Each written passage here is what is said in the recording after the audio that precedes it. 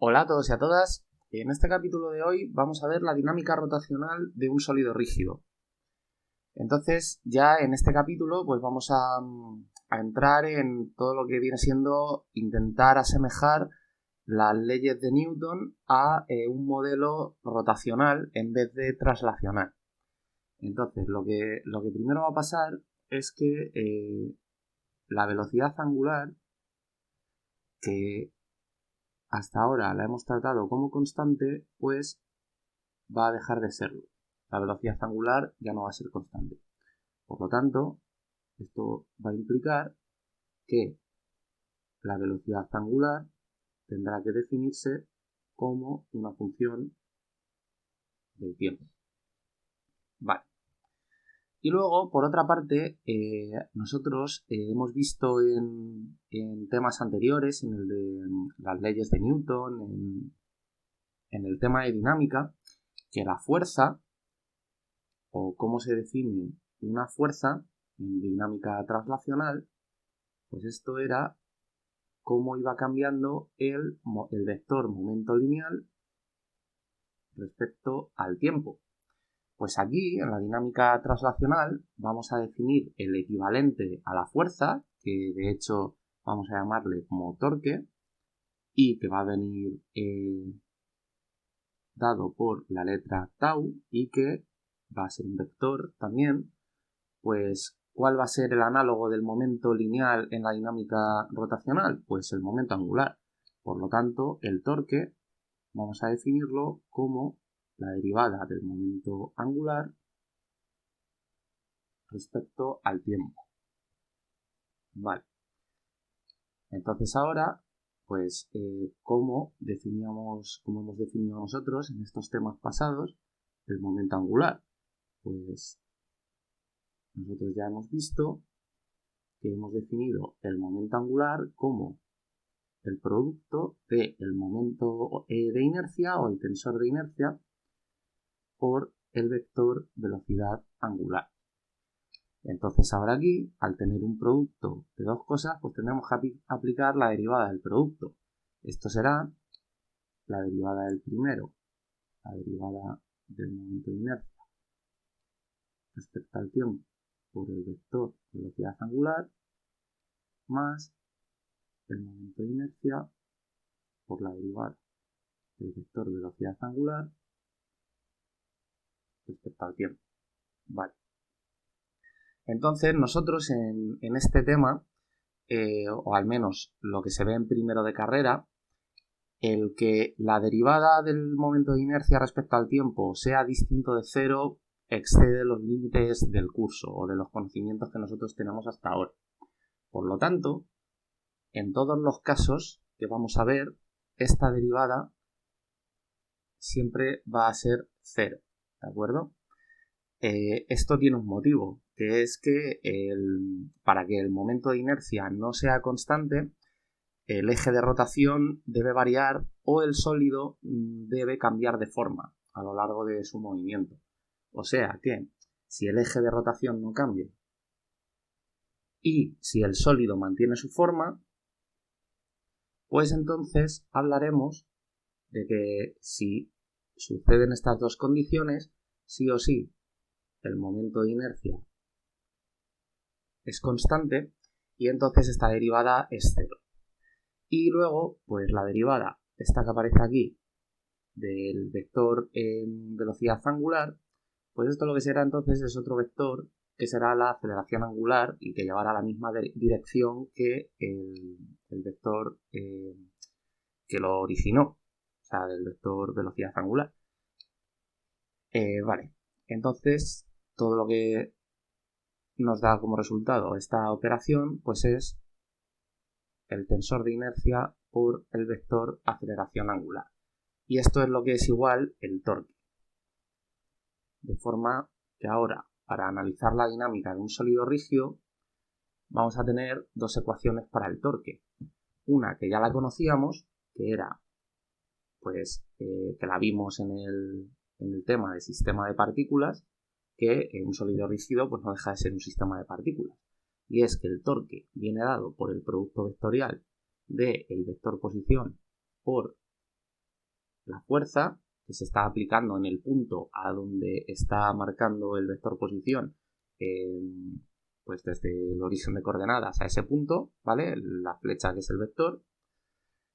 Y ahora pues hemos obtenido otra fórmula para el torque, que es el momento de inercia por la aceleración angular. Entonces vais a ver que el disponer de estas dos pues nos va a ayudar mucho a la hora de resolver ciertos problemas. Pero antes de eso vamos a lo que os quería comentar, que es a esbozar las leyes de Newton de una forma rotacional. Entonces vamos a tener pues lo siguiente. La primera ley de Newton, en un análogo para la rotación, pues no dejará de ser otra cosa que cuando el sumatorio de todos los torques sea igual a 0, esto ocurrirá si y solo si, que esto es una doble implicación, si la derivada respecto al tiempo de este producto de el momento de inercia por la velocidad angular es igual a 0. ¿Vale? Entonces, bueno, este producto de aquí, nosotros ya sabemos que esto es el momento angular. Entonces, si esto es igual a 0, significa que este producto de aquí es constante, o sea que el vector momento angular es constante, y entonces se conserva el momento angular. Pero esta conservación del momento angular puede venir dada por estas siguientes posibilidades. Una es que el momento de inercia sea constante y que la velocidad angular, el vector velocidad angular, sea constante, o puede pasar que el momento de inercia no sea constante y que la velocidad angular tampoco sea constante, pero que el producto de los dos sí que lo sea. O sea que o sea, el momento de inercia por la velocidad angular, esto sí que sea constante. De todas formas, como he dicho, no vamos a ver casos en los que el tensor, el momento de inercia no sea constante. O sea que estos casos, en el curso que yo estoy dando, esto no va a darse. Entonces, bueno, estar tranquilos, pero que sepáis que aunque el tensor de inercia no sea constante y la velocidad angular tampoco, su producto sí que puede, de alguna forma, contrarrestarse y dar algo constante. ¿De acuerdo? Entonces, bueno, nosotros nos vamos a quedar con este primer caso de aquí cuando suceda esto, que el sumatorio de los torques sea igual a 0, y entonces eso implica, como he dicho, la conservación del momento angular. Vale, pues vamos con la segunda ley de Newton también para las rotaciones, para la dinámica rotacional. Entonces esta, pues lo que será es lo que ya hemos obtenido en el cálculo anterior. Será que en el caso en el que haya más de un torque, pues el sumatorio de los torques a lo que será igual es al momento de inercia por la aceleración angular. ¿De acuerdo? Y esta ley no tiene más. Si os dais cuenta, es equivalente al sumatorio de las fuerzas es igual a la masa por la aceleración. Lo que pasa que ya hemos visto pues que el momento de inercia es el análogo de la masa en las rotaciones y pues todas las cantidades angulares pues son las equivalentes a las lineales, ¿vale? O sea, la aceleración angular pues es el equivalente a la aceleración, la velocidad angular es el equivalente a la velocidad, el momento angular es el equivalente al momento lineal, etc. ¿Vale? Y luego, pues, vendría la tercera ley de Newton. Lo que pasa es que la tercera ley de Newton no tiene un análogo en lo que es las rotaciones, ¿de acuerdo? Si os paráis a pensar un poco, pues veis que tiene sentido. O sea que al final, pues, la conservación del...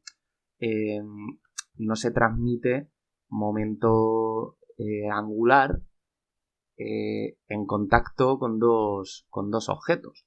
o a lo mejor se transmitiría, pero igual volvería, los cálculos implicarían seguramente cambiar hacer que el tensor de inercia no fuera constante, y eso excede este curso, los conocimientos de este curso, así que vamos a poner que la tercera ley de Newton no tiene análogo. Vale, entonces ahora lo que voy a resolver es un ejercicio rápido para que veáis de qué sirve todas estas ecuaciones que hemos encontrado para la dinámica rotacional de un sólido rígido. Pero antes de ello voy a detenerme un momentito en borrar esto, hacer sitio y poner un esquema para que se termine de entender las semejanzas que estamos haciendo entre la dinámica traslacional y la rotacional. Vale, pues ya lo he colocado un poquito. Entonces la tabla que os decía es esta de aquí, donde he puesto en columnas cantidades o magnitudes de las teorías del movimiento, y en filas una correspondiente a la dinámica traslacional y otra a la rotacional.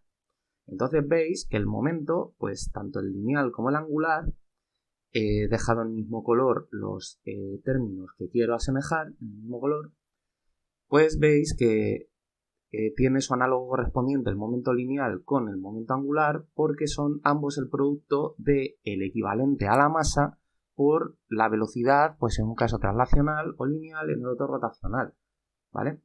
Con la energía pasa más de lo mismo. Veis que la masa y el momento de inercia tienen, por decirlo de alguna manera, el mismo papel dentro de estas teorías.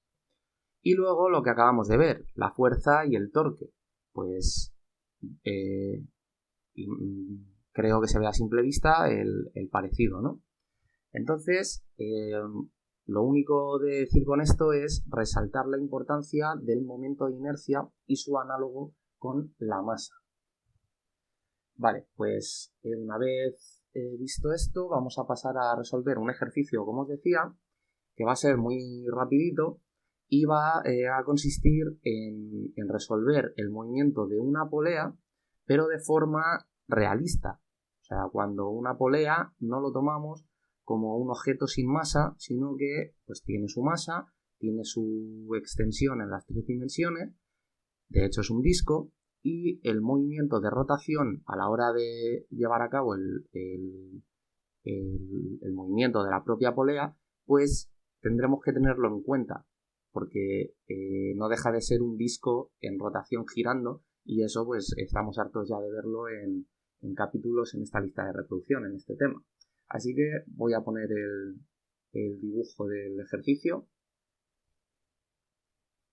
Vale, me he copiado a la derecha las leyes de Newton porque si no, no me cabía el dibujo. Entonces lo que tenemos aquí es una polea que gira porque una masa está atada a ella. En concreto gira en este sentido que he marcado yo aquí, que le voy a definir como el sentido positivo, y que está sujeta por sus extremos. O sea, aquí lo que vemos es pues una varilla que pasa por el centro de la polea, que está sujeta pues a 2 puntos, y pues la polea va girando porque la masa tira de ella. Vale. Entonces vamos a ver cómo podemos analizar este sistema.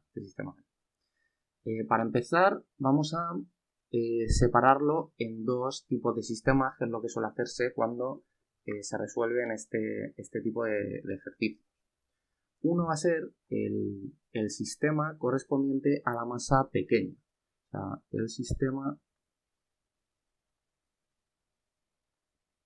vamos a llamarlo, pues el sistema m pequeño.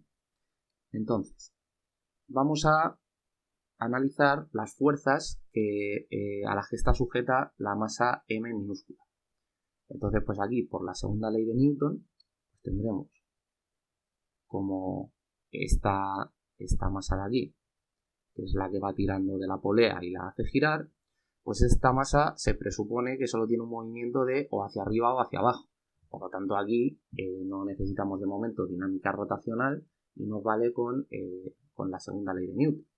Entonces, aquí lo que tendremos es que el sumatorio de las fuerzas tiene que ser igual a la masa por la aceleración que lleva, Entonces, vamos a hacerlo rápido, sin poner vectores y tal, teniendo en cuenta que he definido el sentido positivo pues hacia abajo, ¿vale? Entonces todo lo que vaya hacia abajo es positivo, todo lo que vaya hacia arriba negativo.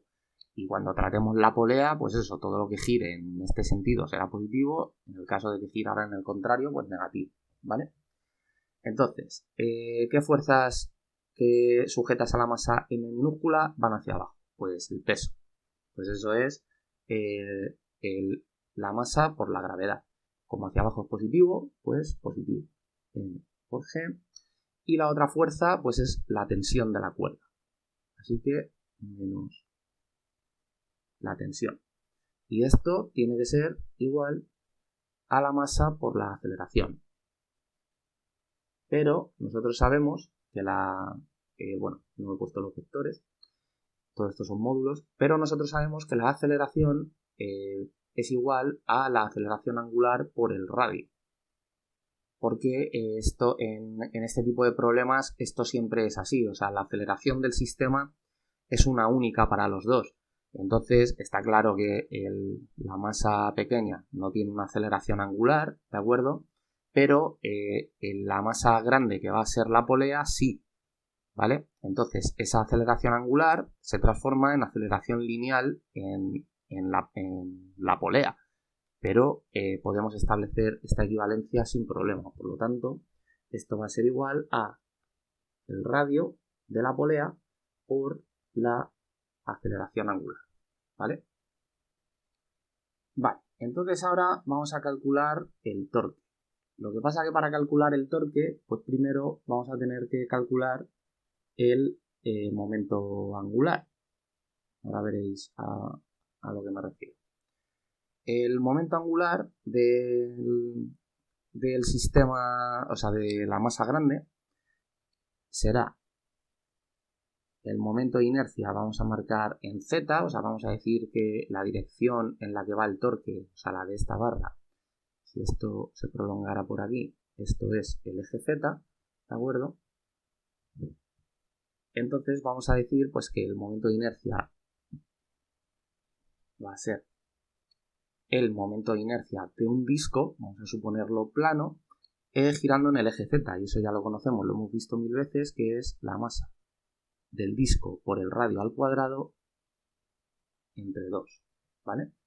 Entonces, ahora, si tenemos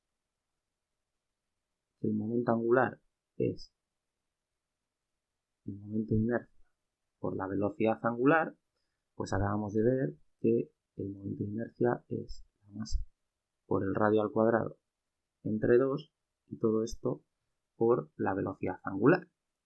Vale, pues si el torque, por aquí,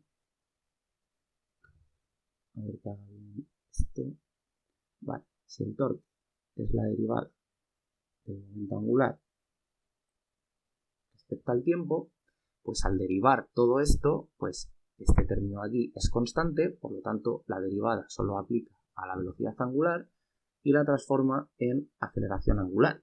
Por lo tanto el torque será la masa total por el radio al cuadrado por la aceleración angular y todo ello entre 2. Entonces, ahora que hemos calculado el torque de una forma, pues podemos usar la otra para establecer dos ecuaciones y ver si podemos quitarnos alguna de las incógnitas.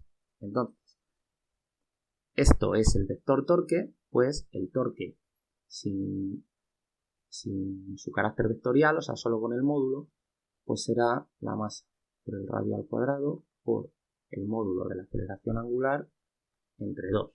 Pero por esta ecuación de aquí, la del producto vectorial, pues el módulo del torque será el módulo de ese producto vectorial.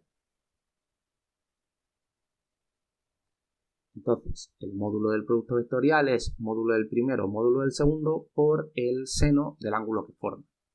La distancia desde el origen del sistema M, que es el que tiene un torque, del sistema M mayúscula, que es el disco,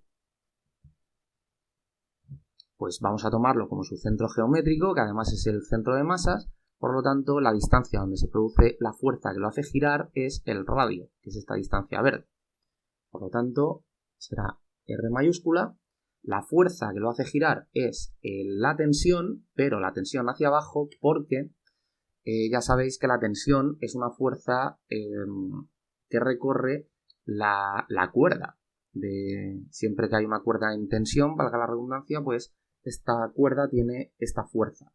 Entonces, en cada punto de la cuerda ocurre la tercera ley de Newton, porque cada punto de la cuerda está en su sitio y no se mueve. Por lo tanto, tiene que haber una fuerza de dos fuerzas de igual magnitud, pero que tiren en sentido contrario. Entonces, esa fuerza es la tensión de la cuerda. En cada punto hay, pues por ejemplo, aquí, en este punto de aquí, habría también una tensión que iría hacia arriba, de forma que este punto en concreto de la cuerda, la cuerda no se rompe, ¿vale?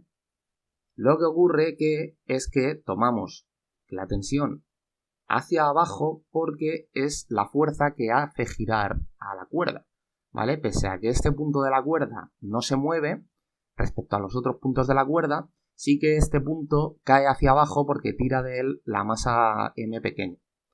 Entonces, esa es la fuerza que hace girar a todo el sistema, por lo tanto, esa fuerza va hacia abajo.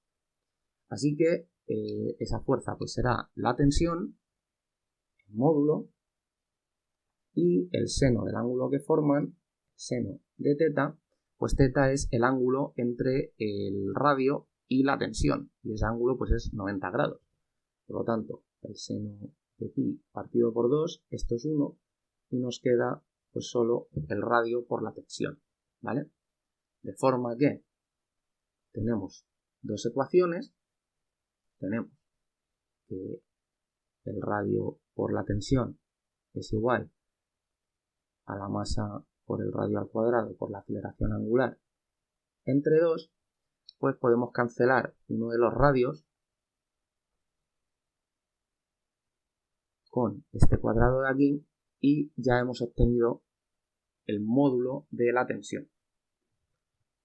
Vale, entonces he borrado aquí un poquito y lo he organizado. ¿Para qué me sirve encontrar esta tensión? Pues porque ahora es cuando puedo resolver la ecuación para el sistema m minúscula, porque ya tengo una equivalencia entre el torque dada por esta ecuación que acabamos de obtener. Entonces aquí lo que puedo hacer es, voy a borrar esta ecuación de debajo, que es la misma que aquí arriba, y voy a sustituir directamente en la ecuación del sistema m minúscula, ¿vale? Entonces, aquí tendremos mg menos la tensión, que hemos visto que es mr alfa, aceleración angular, entre 2, y esto es igual a mr por alfa. Vale. Entonces aquí lo que vamos a querer encontrar es la aceleración del sistema, que va a venir dada pues seguramente en función de la gravedad. Entonces para ello, pues ¿qué vamos a hacer? O sea, como hemos visto antes, esto de aquí es la aceleración, entonces vamos a intentar despejarlo. Entonces vamos a llevarnos esto para el otro lado, vamos a tener m por a entre 2, esto va a ser igual a mejor lo que vamos a hacer es, que me estoy dando cuenta ahora, para no liar todo esto, como aquí también aparece r por alfa y esto es a, pues vamos a tener m minúscula por a más m mayúscula por a entre 2, y luego al otro lado m por g. Vale. Entonces vamos a sacar aquí factor común. Así que quedará la aceleración por m más m mayúscula entre 2 igual a m minúscula por g. Entonces, si aquí vuelvo a sacar una m minúscula de factor común, esta de aquí se hace un 1 y aquí tendremos que ponerla dividiendo, de forma que ahora esta m se cancela con esta otra de aquí. Y entonces ya podemos encontrar la relación en la que la aceleración, el módulo de la aceleración del sistema es g, es la gravedad, dividido entre este factor que, si os dais cuenta, es adimensional, entre 1 más la masa del disco entre 2 veces la masa del objeto que tira, de la poli. Vale. Lo único que he apartado la g, pues para dejar aquí este factor, ¿vale? Porque es lo que os decía, esto al final, todo este paréntesis es un número que es adimensional y es como decir que la aceleración es un factor que viene dado por las masas por la constante gravitatoria, o sea, la 9,8.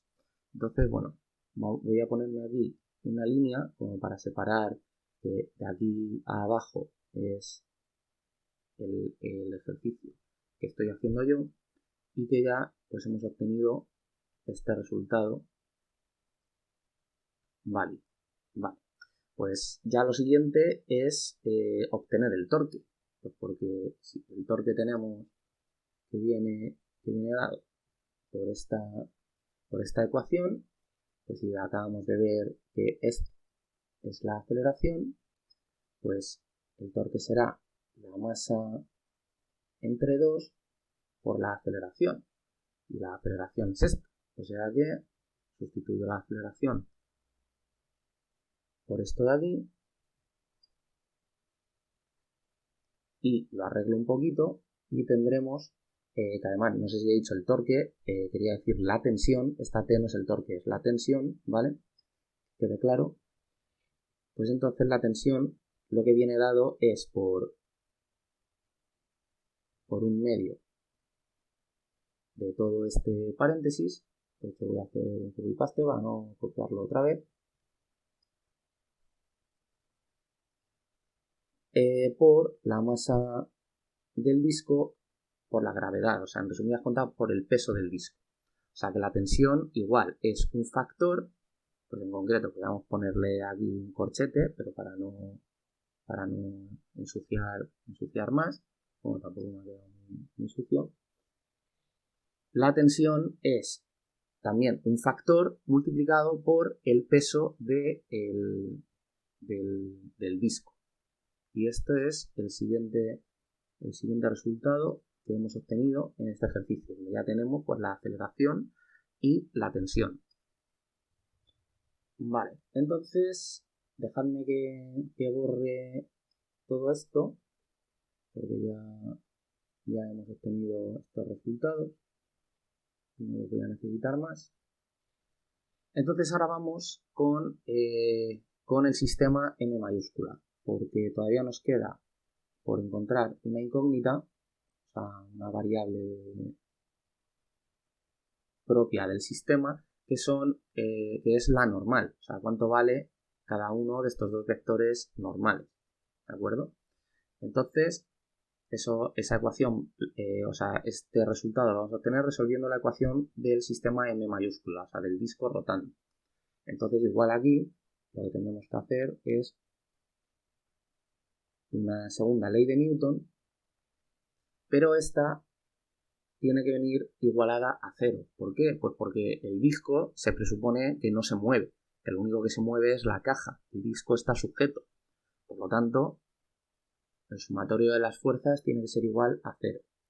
Y ese sumatorio de las fuerzas, pues lo que tiene que ser según el sentido que nosotros hemos marcado positivo para el sistema, pues esto tiene que ser el peso del disco, que es M mayúscula por G, que va hacia abajo. Por lo tanto, este será positivo, M por G, más la tensión, que también va hacia abajo, por lo tanto positiva, y menos 2 veces la normal, porque aquí hay una y aquí hay otra. Entonces, menos 2 veces la normal, y esto tiene que ser igual a 0. Entonces, resolver esta ecuación con los datos que ya tenemos nos dará la normal. A ver, voy a venirme, a ver dónde puedo venirme para resolverla. Venirme por aquí. Vale. Entonces, ¿qué es la tensión? La tensión hemos visto que es esto, así que voy a sustituirla. Voy a llevarme esto un poco para acá. Y la tensión es esta. A ver si me cabe. No. Bueno. Pues da igual. Lo que voy a hacer es llevarme este 2n al otro lado del igual, con un signo más, y así ya tengo despejada la normal, que es en realidad lo que yo estoy buscando, y ahora ya sí.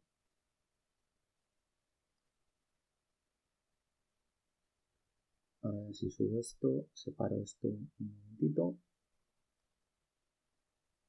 Vale. Y nos queda esto. Muy bien. Entonces voy a poner ahora la normal por aquí.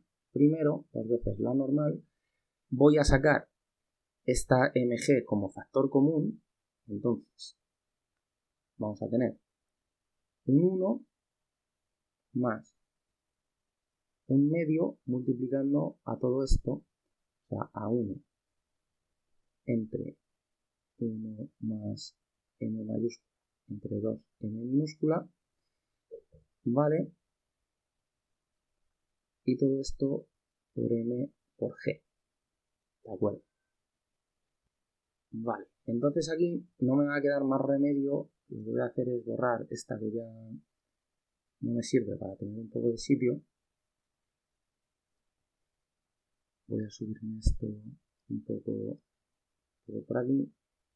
Y no me va a quedar más remedio que operar aquí y dejar un único común denominador para poder sumar todo esto.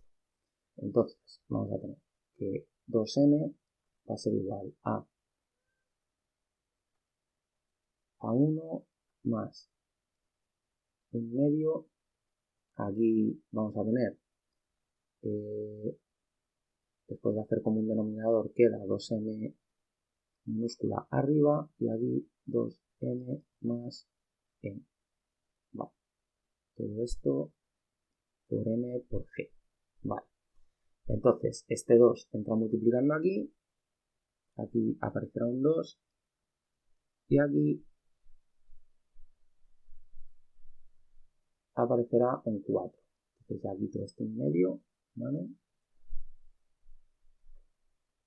De acuerdo. Bueno, lo que pasa que también, ahora que me estoy dando cuenta, este 2 pues, puede dividir perfectamente.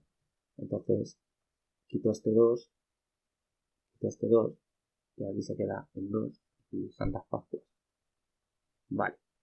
Entonces ahora pues es hacer como un denominador en todo. Entonces vamos a tener 2n igual a, dividiendo, vamos a tener 2m minúscula más m mayúscula, y aquí en este 1 pues tendremos 2m minúscula más m minúscula también. O sea que vamos a tener 3m minúscula más m. Y ya lo pongo directamente. Aquí un 3 y aquí multiplicando m por g. Entonces ahora lo único que tendremos que hacer es este 2, pues nos lo llevamos dividiendo. Entonces tendremos que la normal vale un medio de 3n más m mayúscula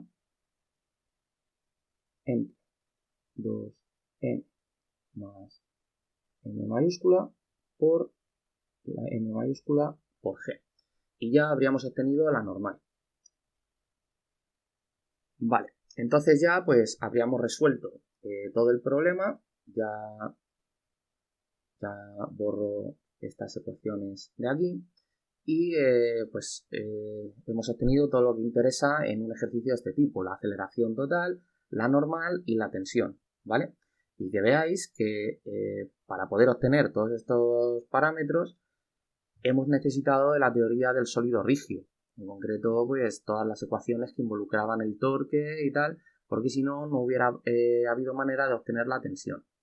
Y que también que veáis que esta es la forma realista de resolver un ejercicio de poleas, porque los típicos ejercicios de cuando se ve la dinámica de las leyes de Newton, que aparece también ahí alguna polea, son una sobresimplificación, teniendo en cuenta que la polea no tiene masa ni y tiene extensión, pero se queda ahí un poco en el limbo. Entonces, para poder obtener resultados que luego al medir o al hacer un experimento den números eh, que se puedan verificar y que sean correctos, pues tenemos que usar la teoría del sólido rígido y se hace de esta forma. Así que no tengo nada más que contar. Ya, pues como mucho, subiré un vídeo más en la lista del sólido rígido, que será el tema de los ángulos de Euler, que será, pues yo creo que para coronar esta lista de reproducción será un buen capítulo, porque son conceptos muy interesantes. Y pues nada, espero que lo hayáis entendido, que os haya gustado este capítulo y nos vemos en el siguiente.